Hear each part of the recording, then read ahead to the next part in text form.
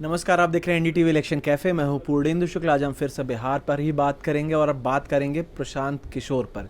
क्या इस बार बिहार चुनाव का एक्स फैक्टर हैं प्रशांत किशोर? क्या जन सुराज, जैसा कि दावा वो कर रहे हैं कि वो वोट काटने वाली पार्टी नहीं है, वो इतना वोट काटेगी, वो जो कहते हैं कि इतना वोट काटेगी कि वो सबको धुआं धुआं कर देगी।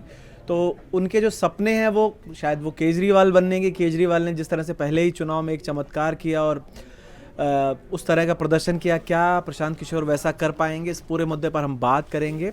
हमारे साथ चर्चा के लिए शादाब जी हैं और अजीत झा सर हैं। शादाब भाई, सबसे पहले आपसे ही सवाल पूछूंगा। आप भी तो बिहार के चुनाव को बहुत अच्छे से फॉलो कर रहे हैं और लगातार आप लोगों से, जो स्थानीय पत्रकार हैं उनसे भी आप बात करते रहते हैं, मैं देखता हूँ। आपको क्या रिपोर्ट मिल रही है? क्योंकि प्रशांत किशोर 1 साल से ज़्यादा समय से लगातार सक्रिय हैं। जितना उन्होंने मेहनत किया है, मुझे नहीं लगता मैंने पिछले किसी चुनाव में किसी को इतना ज़्यादा मेहनत करते देखा है।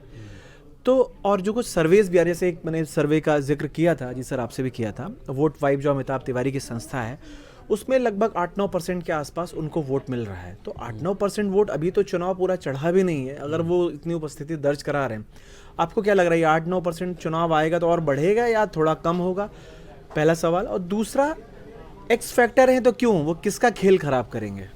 देखिए, हम लोग प्रशांत किशोर पर तो चर्चा करेंगे, और भी कुछ छोटे छोटे जो राजनीतिक दल हैं जो बिहार में किस्मत आजमा रहे हैं उन पे भी बात करेंगे। देखिए, इसमें कोई दो राय नहीं कि प्रशांत किशोर अब तक चुनाव लड़ाते थे। अब वो जो है पिछले 1 साल से बिहार में घूम रहे हैं और ख़ुद की पार्टी बना के, और देखिए उन्होंने 4 विधानसभा चुनाव लड़े भी उनकी पार्टी ने, लेकिन उसमें सफलता उनको नहीं मिली।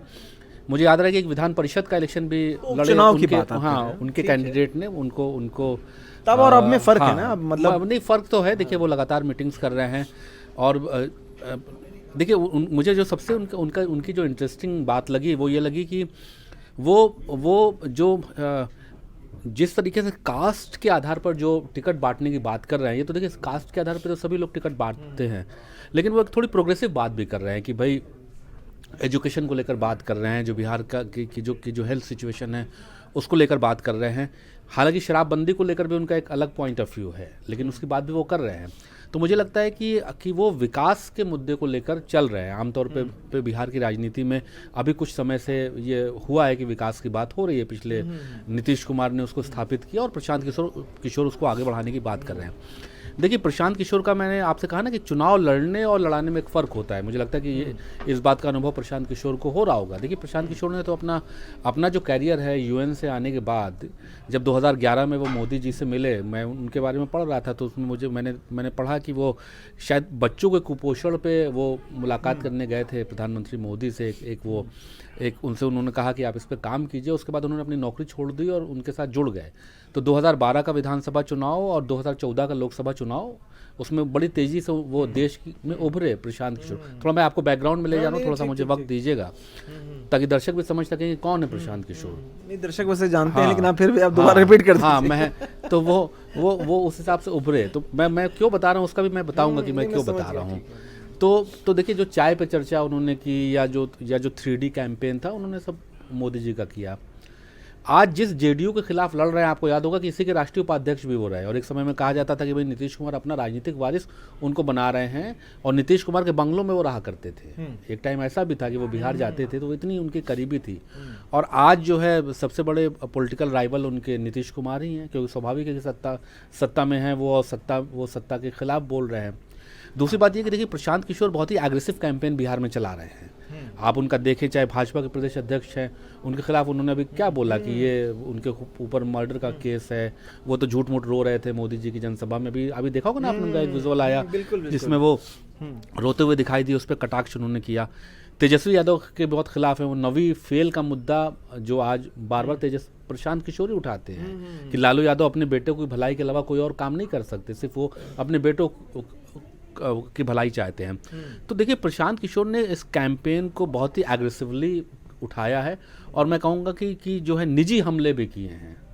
प्रशांत किशोर का जो ज़्यादातर अगर आप उनका बयान सुने हैं तो वो पॉलिसीज पर बात तो करते हैं, लेकिन निजी हमले भी नेताओं पे कर रहे हैं।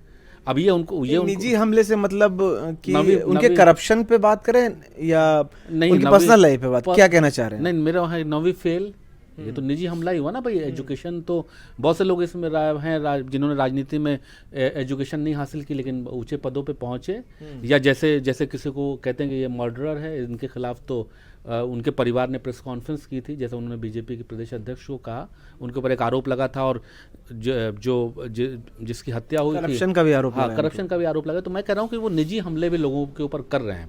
अब इसको तो एनालाइज करना होगा कि ये जो निजी हमला है वो कितना उनको पॉलिटिकली फ़ायदा पहुँचाएगा।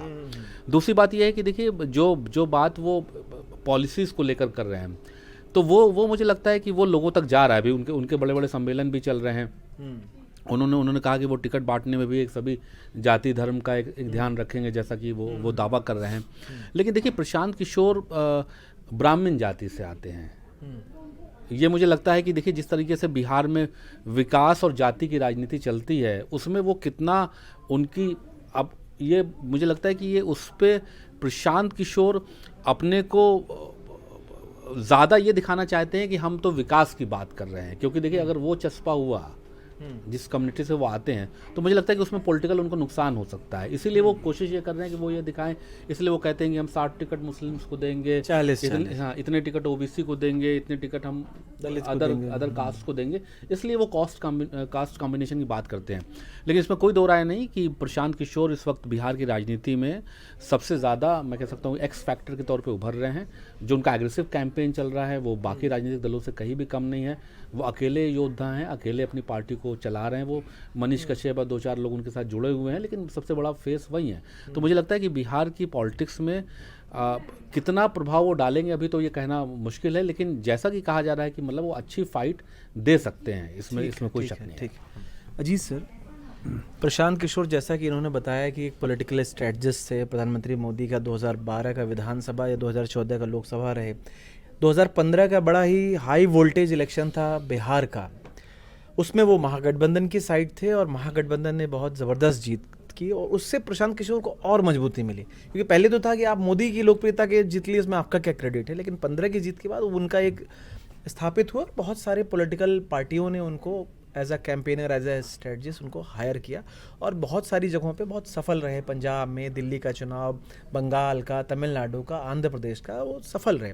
ठीक है, एक रणनीतिकार के तौर पर सफलता और दूसरा खुद जाकर के नेता बनना। लेकिन एक चीज़ का क्रेडिट है उनको कि 1 साल से भी ज़्यादा समय से वो लगातार बिहार में यात्राएं कर रहे हैं, गांव-गांव जा रहे हैं और अभी जो वो रिजल्ट दिख रहा है, उनकी सभाओं में भीड़ 10,000 15,000 लोग आपको दिख रहे हैं। और एक चीज़ मैं और भी कहूँगा प्रशांत किशोर के लिए कि वो जो मुद्दे उठा रहे हैं वो कहीं ना कहीं लोग उसको सुन रहे हैं। उन्होंने कहा कि लालू जी ने सामाजिक न्याय का जो पर काम किया वो अब एक पुरानी बात हो गई। अगर नीतीश कुमार आए तो उन्होंने सेफ्टी या बिजली पानी सड़क पे काम किया, तो अब जनता को उससे ज़्यादा चाहिए। वो रोज़गार की बात कर रहे हैं, भ्रष्टाचार की बात कर रहे हैं, परिवारवाद की बात कर रहे हैं, तो मुद्दों की बात कर रहे हैं। वो कह रहे हैं कि जात और भात, ये 2 पे वोट मत करिए। जात मतलब जो कास्ट के जो पॉलिटिक्स है, दूसरा भात मतलब जो 5 किलो राशन मिल रहा है, इस पर वोट मत करिए।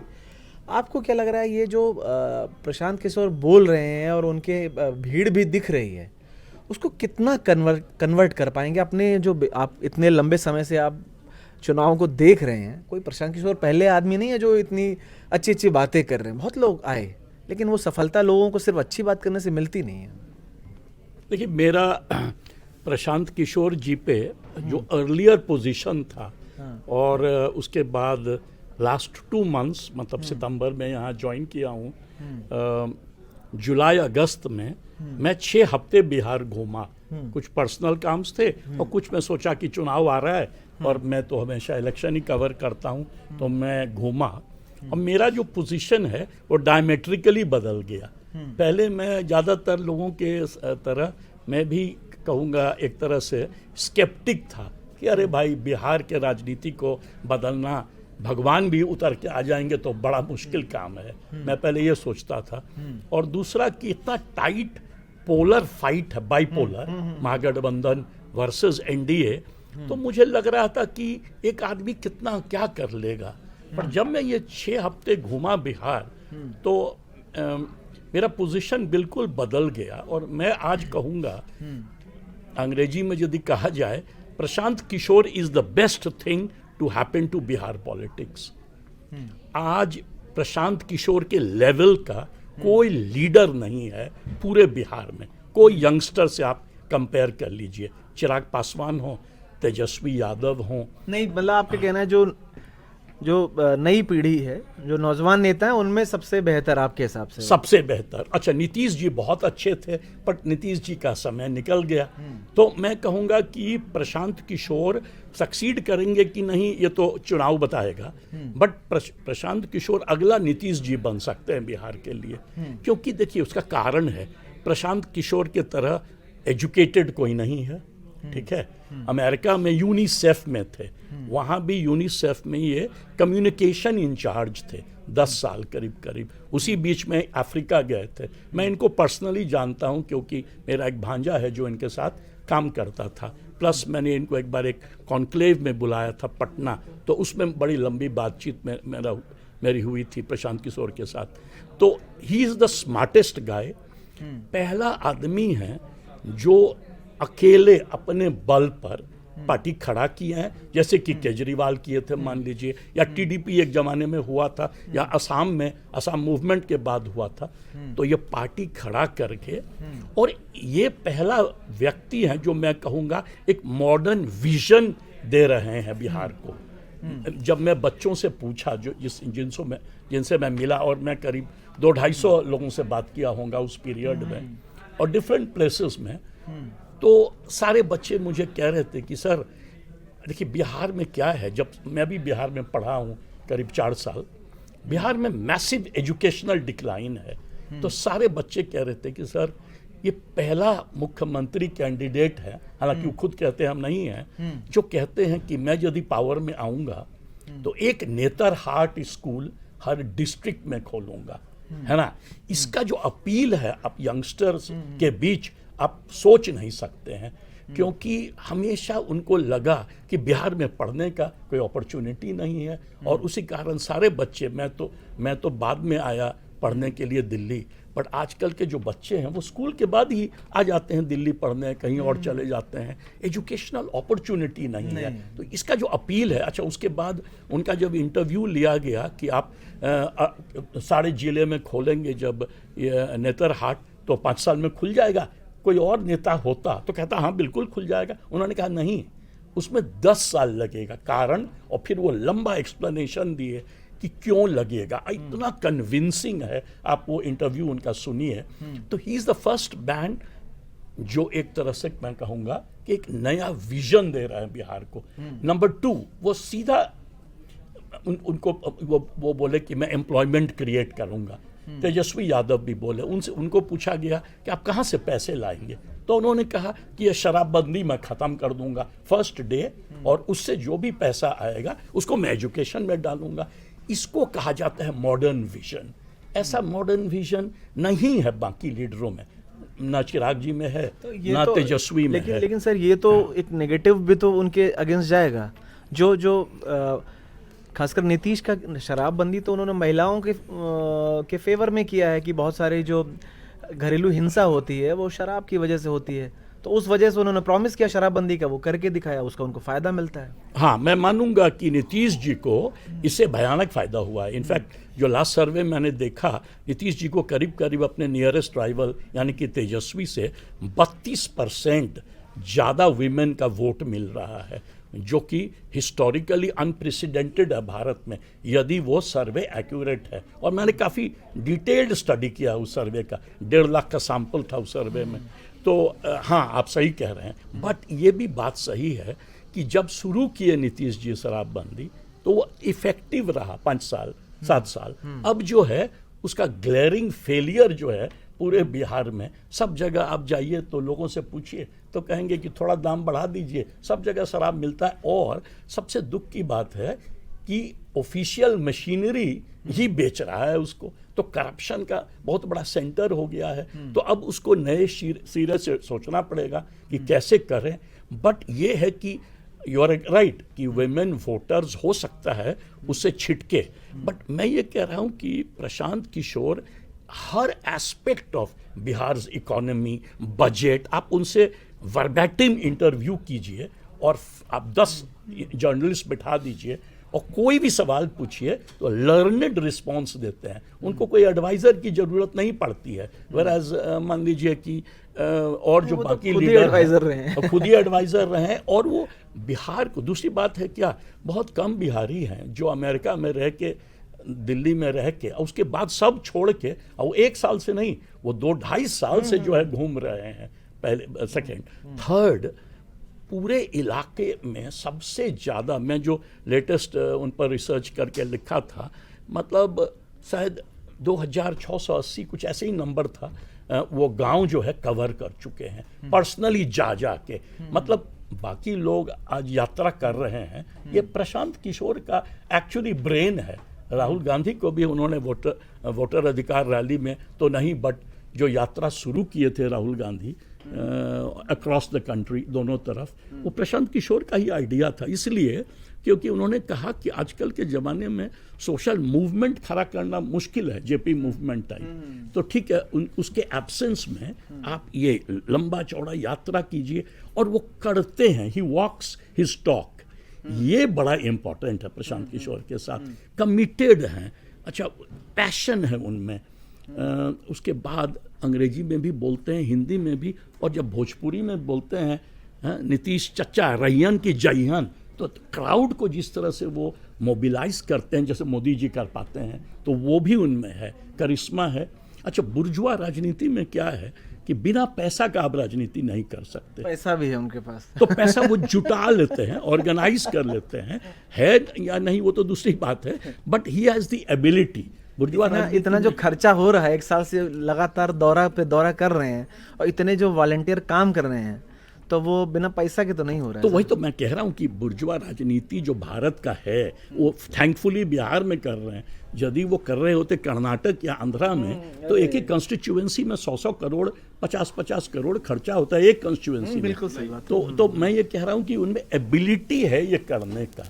अब देखिए, हर पॉलिटिशियन का कुछ स्ट्रेंथ होता है, कुछ वीकनेस होता है, तो उसको हम बाद में बात करेंगे। पर मुझे बताने दीजिए, जो लेटेस्ट सर्वे मैंने देखा है, बहुत ही अच्छा सर्वे, वो 14% ओवरऑल वोट प्रशांत किशोर को दिया है, 14%। और दूसरा वो बोला है कि अंडर 40 35% वोट वो ले रहे हैं। और तीसरा जो मोस्ट इम्पॉर्टेंट जो मुझे लगा, वो ये कि he is damaging the NDA, specially the upper caste urban voter youth, बहुत जोर से। अर्लियर थियरी था, अर्लियर असेसमेंट्स था कि वो मुस्लिम्स का वोट भी ले रहे हैं, दलित का वोट भी ले रहे हैं। उनका जो बिहार लेवल प्रेसिडेंट है वो दलित है। दूसरा वो रिप्रेजेंटेशन देते हैं अकॉर्डिंग टू पॉपुलेशन, तो वो बड़ी अच्छी बात है। But somehow Muslim voting percentage जो अर्लियर सर्वेज में दिखाया गया, वो घट के लेटेस्ट सर्वे कह रहा है 4% मुस्लिम यूथ अब उनके साथ हैं। पहले अर्लियर असेसमेंट 15 से 18% था। बट जो अपर कास्ट है, स्पेशली ब्राह्मण, क्योंकि प्रशांत किशोर जैसे सदाब भाई ने कहा खुद ब्राह्मण है, और मुझे एक छोटा सा पर्सनल रिपोर्टर का की हैसियत से एक पॉइंट बताने दीजिए।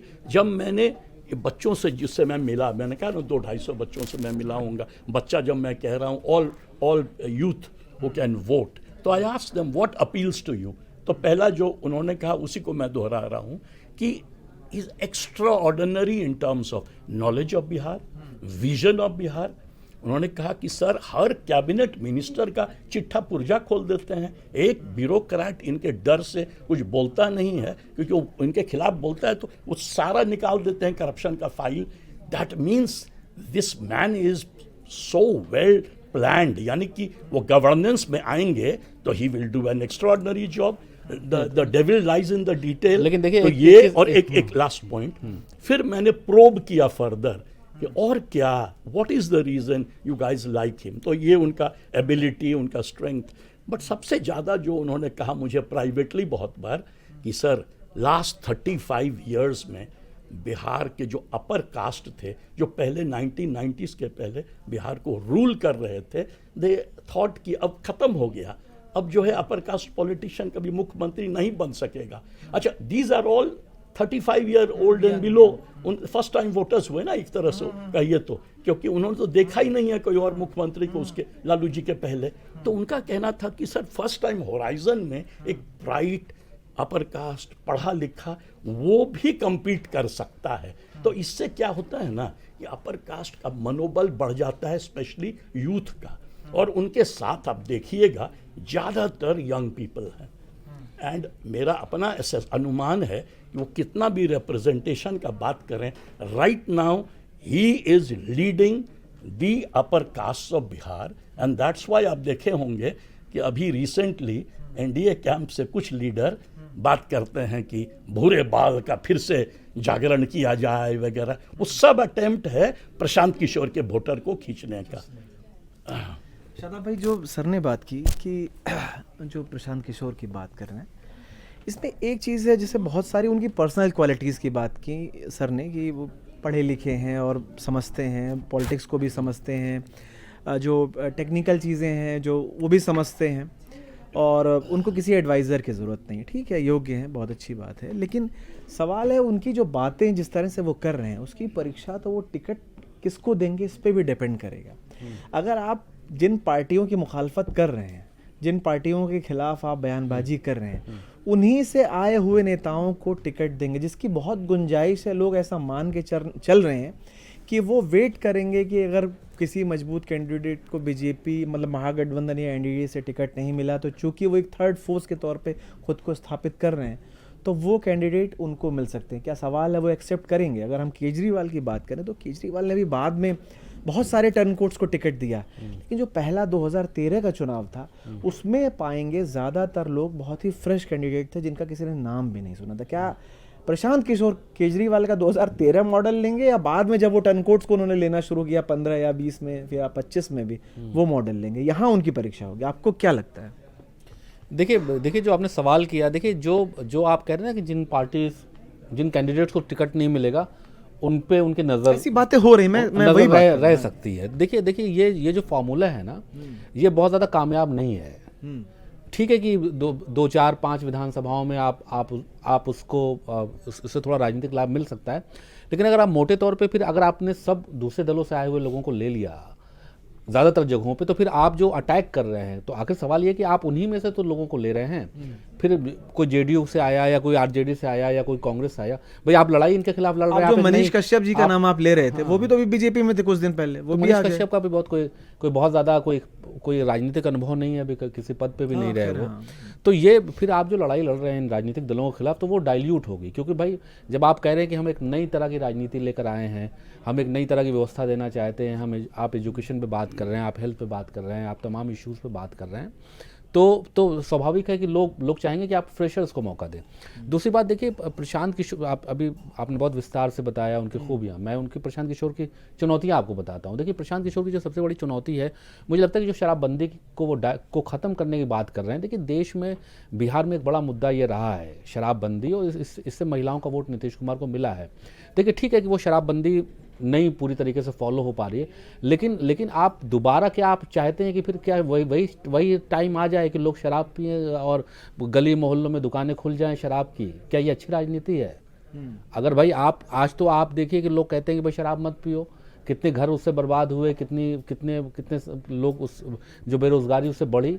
तो देखिए ये जो बात करना कि भाई हम दोबारा शराब को खोल देंगे, उससे हमें राजस्व मिलेगा, तो ये बहुत ज़्यादा, अगर आप नैतिक राजनीति की बात करते हैं तो वो तो बहुत सूट नहीं करती है। शराब होता है तो क्या होता है, दुकानें खुलती हैं, लोग पी के हुड़दंग करते हैं, बेरोजगारी बढ़ती है, तमाम दूसरे मुद्दे आते हैं। दूसरी बात यह है कि जैसे वो कह रहे हैं कि भाई जो मैंने आपको अभी कहा कि वो जो पर्सनल अटैक है, मुझे लगता है कि वो हो सकता है कि बहुत से लोगों को ना पसंद आए।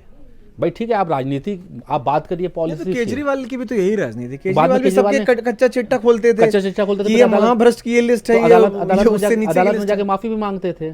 भाई केजरीवाल शुरुआत में तो फायदा हुआ ना, लोगों को लगा कि केजरीवाल से बड़ा ईमानदार कोई नहीं है। शुरू में उन्होंने सभी को भ्रष्ट बताया। लेकिन आप देखिए, आप बहुत से केसेस, अभी मुझे एग्जैक्ट नंबर तो नहीं याद है, लेकिन ज्यादातर केसेस में केजरीवाल साहब ने जाके माफी मांगी कोर्ट में, चाहे नितिन गडकरी सही है, लेकिन शुरुआत में तो उनको उस चीज का फायदा मिला ना। वो भाई आप दूसरे को बोल दीजिए कि करप्ट है, जनता में मैसेज चला जाएगा, बाद में भले आप चुनाव जीतने के बाद आप माफी मांगते रहिए, आप जीत तो गए चुनाव, कुछ तो सीटें ले आए। हाँ ठीक है, तो ये वही जैसे कि आप वादा कर दीजिए कि 10,000 रुपये महीना देंगे, बाद में भले चाहे वो 4 साल बाद दीजिए, शुरू में तो फायदा मिल गया ना वादा करके। तो ये तो भाई जिन्होंने किया लोग माफ़ी भी मांगते हैं। मैंने कहा ना केजरीवाल साहब ने तो जाके माफ़ी मांगी, नितिन गडकरी से मांगी, तमाम लोगों से उन्होंने माफ़ी मांगी। तीसरी बात उन्होंने कही कि भाई आपने कहा कि भाई जो यूथ हैं वो उनके साथ हैं। देखिए इसको भी हमें नहीं भूलना होगा कि उसी यूथ की राजनीति तेजस्वी यादव भी कर रहे हैं, उसी यूथ की पॉलिटिक्स चिराग पासवान भी कर रहे हैं, और जो यूथ है उसका अट्रैक्शन नरेंद्र मोदी की तरफ भी है। तो ऐसा नहीं है कि वो कोई आप प्रशांत किशोर को कोई अकेले कहें कि भाई हमारे पीछे सारे यूथ हों, या जो आपका ऑब्जर्वेशन है कि भाई सारे नौजवान उनके पीछे हैं, ऐसा बिल्कुल नहीं है। अभी जब भाजपा का सर्वे को कर रहा हाँ, हूं। मैंने अपना पर्सनली कहा, मैंने कहा लेटेस्ट सर्वे बता रहा है।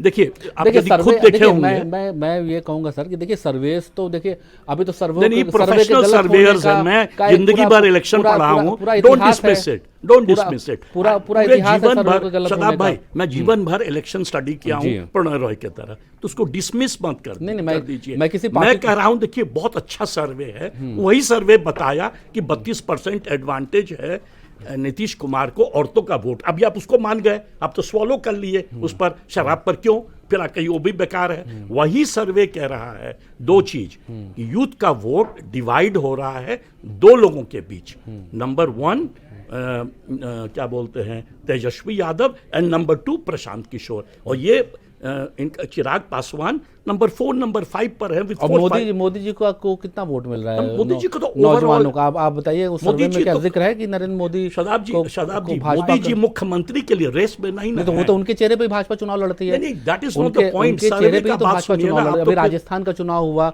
अभी दिल्ली का चुनाव हुआ। शदाब भाई आप तो भाग गए ना, बेसिक पॉइंट से भाग गए। बेसिक पॉइंट हो रहा है सर्वे क्या बता रहा है, आप कूद गए मोदी जी पर। Modi ji is not in contest, Modi ji तो देश के नेता हैं। चलिए मैं अपनी मेरी बात तो खत्म कर दीजिए, एक मिनट। मैं ये कह रहा हूं सर्वे का, पहले सर्वे का एनालिसिस कीजिए। वही सर्वे बोला 32% नीतीश कुमार का, तो आपको बड़ा अच्छा लगा। वही सर्वे आपने कहा ना, अभी आपने तो कहा कि वुमेन वोटर ज्यादा है, आप कैसे जानते हैं? आप क्या पूरे बिहार घूमे? हम उस सर्वे को कोट नहीं कर रहे हैं, all surveys pointing it out. आपने देखिए आप वुमेन का, मैं बात सुनिए जरा से पहले, फिर आप बोलिएगा। बिल्कुल आप बोलिए। वो कह रहा है सर्वे कि women voters highest gender gap है इस अभी बिहार में in favour of Nitish Kumar. Highest youth advantage है तेजस्वी को और प्रशांत किशोर को, और तेजस्वी के साथ वो बार बार आर्ग्यू कर रहा है he is not able to go beyond the MY coalition. Prashant Kishor के साथ है he is pulling youth from all communities but maximum those who come from the urban upper caste educated youth। ये क्लैरिफाई कर रहा है ना सर्वे, तो उसको तो सीरियसली लेना चाहिए। हमारे पास ऑल्टरनेटिव तरीका नहीं है। एक तो ये है कि मैं घूमा, लोगों से बात किया। अच्छा, मैं स्टार्ट किया अपना टॉक ये कहने के लिए कि सबसे बड़ा स्केप्टिक मैं था जब मैं 2019 में उनसे बात किया था। वो नहीं आए, वो एक्चुअली 2019 के 2018 जब वो निकल रहे थे, जब वाइस प्रेसिडेंट थे पार्टी के, तो उन्होंने मुझे कहा कि अजीत जी मैं आऊँगा तो मैं क्रिटिसाइज़ करूँगा नीतीश जी को, और उस फोरम में वो भी रहेंगे तो एम्बैरेसिंग हो जाएगा, तो इसलिए वो नहीं आए। तो मुझे लगा कि ऐसे ही नॉन सीरियस प्लेयर हैं। पर जब मैं घूमा हूँ बिहार में, और मैंने कहा 6 वीक्स, और मैं कम से कम 15 से 20 डिस्ट्रिक्ट घूमा हूँ नॉर्थ बिहार का और साउथ बिहार का भी, दोनों इलाके में मैंने देखा कि लोग बात कर रहे हैं मेरे अपने फैमिलीज में, बिकॉज आप जानते हैं कि अपर कास्ट वोटर्स बिहार में जनरली भाजपा को वोट देता है। तो मैंने देखा कि अबव 40 जो है वो सब तो मोदी जी के पीछे हैं, पर जो यंगस्टर है ना, जो सोशल मीडिया से कनेक्टेड है, प्रशांत किशोर के साथ है कि वो सोशल मीडिया में डोमिनेट करते हैं, तो उसमें जो है यूथ जो है वो चेंज चाह रहा है। 20 साल से तो एनडीए चल रहा है, 20 साल से तो एनडीए चल रहा है ना। तो मैं ये, हाँ सर, ये मैं छोटा सा पॉइंट बना रहा हूँ कि 20 साल से there is fierce anti incumbency. वो एंटी इनकम्बेंसी 2 भाग में डिवाइड हो रहा है, महागठबंधन के तरफ और प्रशांत किशोर के तरफ। देखिए एक लास्ट पॉइंट, सब जगह वो लड़ेंगे, कोई पार्टी नहीं है जो सब जगह लड़ रहा है, तो नेचुरली उनका परसेंटेज वोट बहुत हाई होगा। हो सकता है अभी चुनाव अनाउंस नहीं हुआ हो तब 14%, हो सकता है बढ़ के ये 20% तक चला जाए परसेंटेज वोट। अब सवाल होता है नंबर ऑफ सीट्स का कि कितना ले आ पाएंगे। That is the x factor. वो 10 सीट भी हो सकता है, वो 40 सीट भी हो सकता है। And if he gets nearer to 30-40, then he will become a serious king maker in Bihar. Between Mahagathbandhan and NDA जब चॉइस होगा तो ये नीतीश जी के पोजीशन में आ जाएंगे। इधर भी जा सकते हैं, उधर भी जा सकते हैं। नहीं सर, कुछ और भी पॉइंट हो तो आप रख लीजिए। करी बोलिए बोलिए बोलिए आप बोलिए। हाँ तो हाँ, सवाल पूछिए फिर मैं बोलता हूँ। नहीं, वही बात थी कि कैंडिडेट सिलेक्शन कितना इंपॉर्टेंट होगा। जो मैंने वही बात की, भाई 243 कैंडिडेट सर ने कहा वो उतारेंगे, इसलिए उनका वोट बेस भी हो सकता है कि बेहतर हो, क्योंकि 243 उम्मीदवार, दूसरी पार्टियों के तो किसी के 100, किसी के 50, किसी के वो होंगे। कैंडिडेट सिलेक्शन का क्राइटेरिया क्या रहेगा उनका? क्या दूसरी पार्टियों से आए हुए जो वहाँ के लोकल जो छत्रप हैं उनको कोशिश करेंगे अपने पाले में लाने की, या बिल्कुल फ्रेश चेहरा देंगे जैसा कि सर कह रहे हैं, यंग और उस तरह का एनर्जेटिक चेहरा? देखिए, उन्होंने, मुझे लगता है कि एक अपना उन्होंने स्टेटमेंट इसमें दिया है। मुझे लगता है उन्होंने कास्ट वाइज एक उन्होंने बताया है कि हम किस कास्ट के, किस कम्युनिटी के कितने लोगों को वोट देना चाहते हैं, उन्होंने खुद ही बताया है। तो मुझे लगता है कि वो एक अलग चीज़ है, वो एक अलग चीज़। देखिए, मैंने अभी आपको कहा कि देखिए, अगर वो दूसरे दलों से लाए हुए लोगों को अगर वो देते हैं टिकट, तो जिसके खिलाफ वो लड़ाई लड़ रहे हैं, जैसा कि वो बोल रहे हैं ना भाई, एक टाइम तो वो नीतीश कुमार के बहुत करीबी थे। नीतीश कुमार तो वो कहे जाते थे कि भाई वो उत्तराधिकारी हैं, लेकिन बाद में भाई मुझे याद है कि वो शायद एनआरसी को लेकर उनके मतभेद हुए, सीएए एनआरसी को लेकर जो नीतीश कुमार की पार्टी का जो स्टैंड था, थोड़ा उससे उन्होंने डिफर किया और फिर बाद में वो उन्होंने अपनी पॉलिटिकल पार्टी बनाई। तो मुझे लगता है कि अगर वो दूसरे दलों से लाए हुए लोगों को अगर वो टिकट देते हैं तो कुछ जगहों पे तो फ़ायदा हो सकता है, लेकिन बहुत सी जगहों पे नुकसान भी हो सकता है। देखिए, क्योंकि ये स्ट्रेटजी जो बाकी राज्यों में भी है वो बहुत ज़्यादा उन दलों को फ़ायदे में नहीं लाई है जिसने ये काम किया है। दूसरी बात ये है कि देखिए, प्रशांत किशोर के बारे में देखिए मीडिया में भी बज़ काफ़ी है। आप चूँकि वो बीजेपी ने तो दूसरे दलों से आए कई लोग मुख्यमंत्री बन गए, आप कह रहे हैं ये काम नहीं किया। हेमंत बिस्वा शर्मा कौन है? सर्बानंद सोनोवाल कौन थे? और जो अभी वहाँ पे बंगाल में जो बीजेपी को लीड कर रहे हैं, देखिए भाजपा तो अब आप भाजपा से प्रशांत किशोर की तुलना नहीं कर सकते। भाजपा तो चूंकि भाजपा ने ऐसे राज्यों में लिया जहाँ पे उसको अपना आधार मजबूत करना था।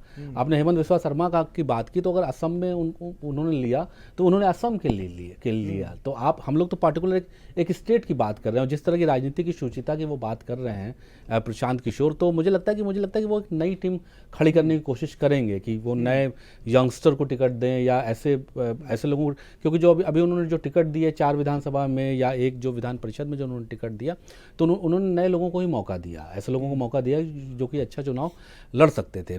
देखिए प्रशांत किशोर के सामने एक चुनौती ये भी रहेगी कि जो जिस तरह की बात वो कर रहे हैं, तो वो कितना लोगों को अपील करता है। दूसरी बात ये है कि भाई बात तो अपील कर रही है, उसमें तो दूसरी बात ये है कि जैसे वो ब्राह्मण एक ब्राह्मण फेस हैं बिहार के, वो खुद को अलग करते हैं, लेकिन अल्टीमेटली जब बात वोट देने की आती है तो लोग ये भी देखते हैं कि हमारा नेता कौन हो रहा है, हम किसको मुख्यमंत्री बनाना चाहते हैं। तीसरी बात यह है कि भाई प्रशांत किशोर ने तो यहाँ तक दावा किया कि अगर नीतीश कुमार की एक सीटें भी उन्होंने बताई कि इससे ज़्यादा अगर सीटें आ गई तो वो राजनीति से संन्यास ले लेंगे। इस तरह की बात भी कही, मुझे एग्जैक्ट नंबर तो अभी नहीं याद आ रहा है सीटों का, शायद 37 या 27 कुछ सीटों का उन्होंने एक आंकड़ा दिया कि अगर उससे ज़्यादा सीटें आई तो मैं राजनीति से संन्यास ले लूँगा। इस तरह की बात भी उन्होंने कही। तो देखिए, इसमें कोई दो राय नहीं है कि प्रशांत किशोर एक बिहार की राजनीति के एक फैक्टर बन के उभर रहे हैं।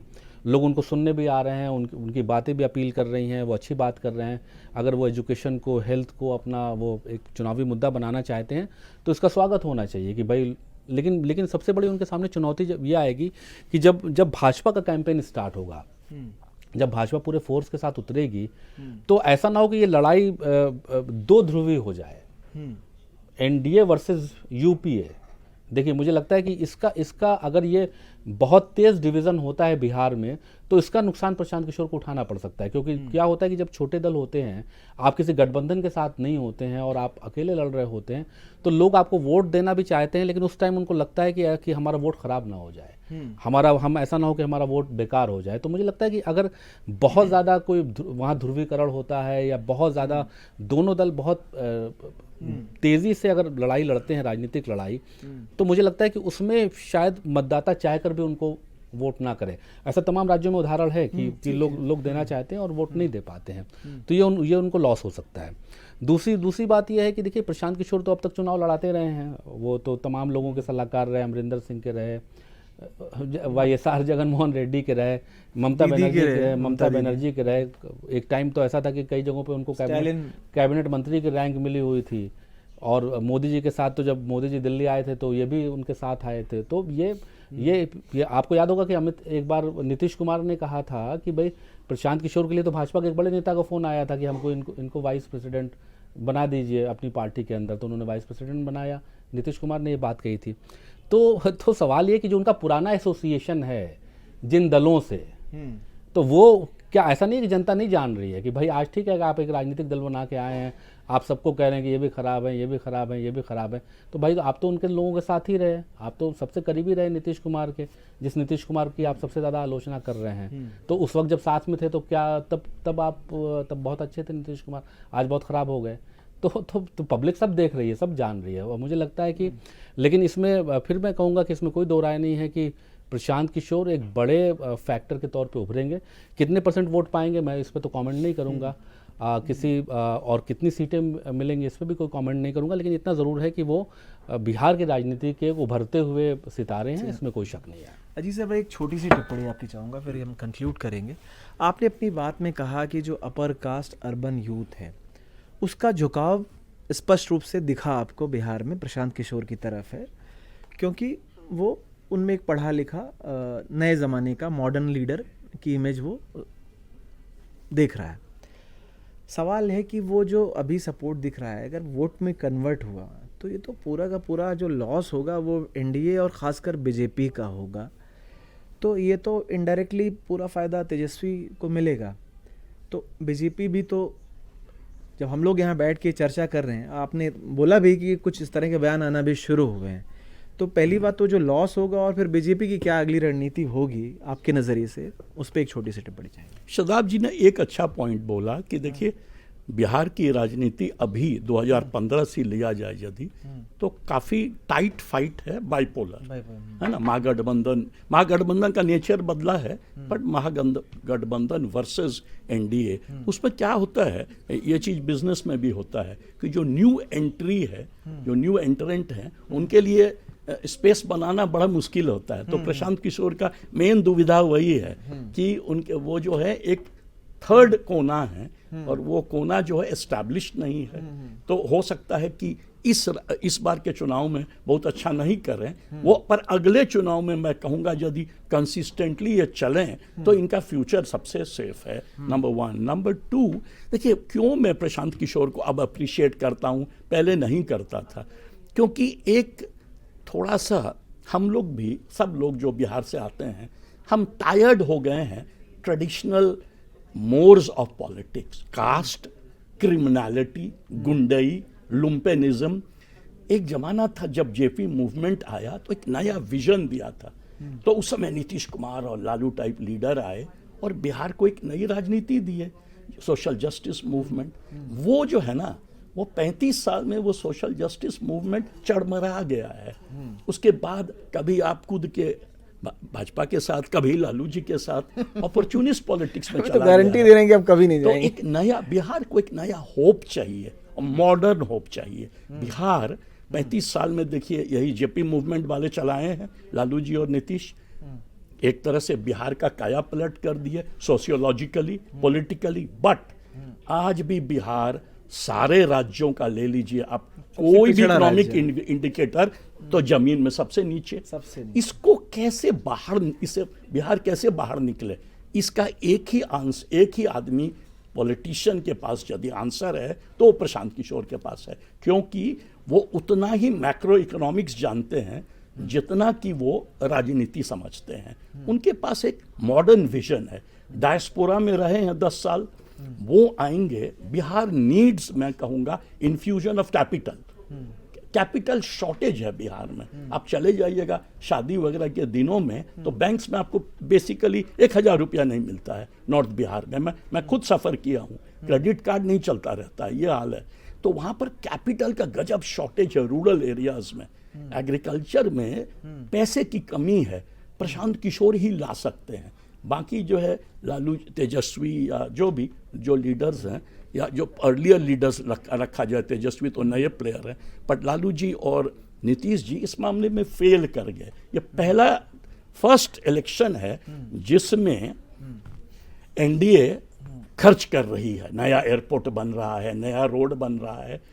इसमें प्रशांत किशोर इंडिपेंडेंटली ये डायस्पोरा से पैसा ला सकते हैं, मनी फंडिंग करा सकते हैं, उनको आता है modern way of running A campaign. ये बाकी लोगों को नहीं आता है बिहार में। लेकिन मोदी जी को तो आता है ना, गुजरात में मोदी तो जी- वाइब्रेंट गुजरात तो इतनी चर्चा होती है गुजरात मॉडल की। 11 साल से तो मोदी जी है ना, बिहार का कहाँ काया पलट हुआ। देखिए मोदी जी के पास तो पूरा देश है ना, बिहार को एक बिहारी नेता चाहिए। वही 2015 में मोदी जी तो हार गए ना, जब दोनों नीतीश और लालू साथ हुए तो मोदी जी इतने पॉपुलर लीडर, और सब हम लोग बोले थे कि अरे एनडीए जीतेगी, पर एनडीए तो हार गई थी 2015 में। इसका मतलब है कि Bihar is looking for a Bihari leader. उसमें याद है स्लोगन, बिहारी वर्सेस बाहरी। तो एक तो चाहिए ना बिहार का अपना नेता। तो अपना नेता कौन भाजपा में, आप बताइए कौन नेता है भाजपा में आज बिहार से जिसको आप खड़ा कर दीजिए। बीजेपी तो सम्राट चौधरी को आगे बढ़ा रही है। तो सम्राट चौधरी का इंटेलेक्चुअल कैलिबर आप यदि प्रशांत किशोर से लगाइए तो बहुत का फर्क है। ये सारे ये ट्रेडिशनल रूट, खाली ओबीसी एमबीसी वही फैक्टर। एक जमाने में बीजेपी पढ़े लिखे लोगों को लाता था एज ग्रेट लीडर्स। अब वो खत्म हो गया बिकॉज उनके ऊपर प्रेशर है, ये ओबीसी का प्रेशर है, एमबीसी का प्रेशर है, तो उनका भी लैंग्वेज बदल गया है। उनके पास जो अरुण जेटली टाइप लीडर एक चाहिए। कहाँ है अरुण जेटली बिहार में, बीजेपी में? उस तरह का जो विजनरी लीडर चाहिए ना, बिहार को ज़रूरत है, दिल्ली को नहीं ज़रूरत है। दिल्ली तो मॉडर्न है, साउथ मॉडर्न है, और बिहार तो गर्त में है ना, उसको कैसे बाहर निकालिएगा? Without a vision, modern vision, जो विजन और स्टेट्स में एक से एक नेता लाए, कर्नाटक में, केरल में एक डेवलपमेंट मॉडल है, वो बिहार में कभी हुआ ही नहीं। एग्रीकल्चरल ग्रोथ रेट में शिवराज सिंह चौहान मध्य प्रदेश का काया पलट कर दिए, बीजेपी लीडर थे। बट यहाँ तो कोई है ही नहीं देने वाला। लोएस्ट एग्रीकल्चरल ग्रोथ रेट है बिहार का। आप कंपेयर कर लीजिए सारे बीमारू स्टेट्स का, मैं आपको फिगर दे दूंगा। लोएस्ट एग्रीकल्चर में, इंडस्ट्री है ही नहीं। तो ना इंडस्ट्री है, एग्रीकल्चर में पिछड़ा है, सर्विसेज सेक्टर का पैथेटिक सिचुएशन है, सारा यूथ का पलायन हो रहा है, 1/3 पॉपुलेशन बिहार का बाहर चला जाता है। आप भी जानते हैं, मैं भी जानता हूं। इसको रोकने के लिए प्रशांत किशोर के पास सम विजन है। हो सकता है उससे भी अच्छा विजन लेके कोई आए, पर अभी तक कोई आया नहीं है। We need a modern chief minister. We need, जो बिहार में जब पहला शुरू में जब इंडिपेंडेंस हुआ तो उस समय के जो कुछ लीडर्स थे वो बिहार को एक नया विजन दिए थे। बाद में जेपी मूवमेंट एक नया विजन दिया। आज बिहार के सामने जो है खाली एक नेगेटिव डिस्पेयर है कि स्टेट को कैसे आगे बढ़ाया जाए। इसलिए मैं प्रशांत किशोर का बड़ाई करता हूं। अब वो जीतेंगे इस बार, आई डाउट इट। सीट्स नहीं ला पाएंगे, परसेंटेज वोट बहुत लाएंगे, पर याद रखिएगा बिहार में बीजेपी का 2020 में कितना वोट है परसेंटेज? 19.6, तो 20% के नीचे है। तो कोई प्लेयर यदि 14% 15% पहला चुनाव में ले आए, और याद रखिएगा अभी तक ऑफिशियल कैंपेन स्टार्ट नहीं हुआ है, तो ये घट भी सकता है एज चदा pointed out because of the tight bipolar fight, बढ़ भी सकता है। यदि वो बढ़ जाए तो जैसे अरविंद केजरीवाल ने झटका दिया था पंजाब में भी और दिल्ली में भी, Prashant Kishor might do that. तो प्रशांत किशोर पे हमने एक लंबी चर्चा की, और जो बात केजरीवाल साहब का, दिल्ली खैर एक छोटा स्टेट था, पंजाब में वो 17 में था उम्मीद कि वो जीतेंगे, लेकिन अचानक प्रशांत किशोर आए वो कैप्टन साहब के साथ, और कॉफ़ी विद कैप्टन वो काम कर गया और वहाँ पे कांग्रेस की सरकार बनी। हालांकि 22 में ज़बरदस्त तरीके से आम आदमी पार्टी जीती। तो देखते हैं, बिहार एक बड़ा स्टेट है और वहाँ टफ पॉलिटिक्स है, क्या प्रशांत किशोर का जो ये 1 साल से उनका अभियान चल रहा है वो कितना असर करेगा। नज़र हमारी बनी रहेगी। कल किसी और विषय के साथ मिलते हैं, तब तक के लिए धन्यवाद।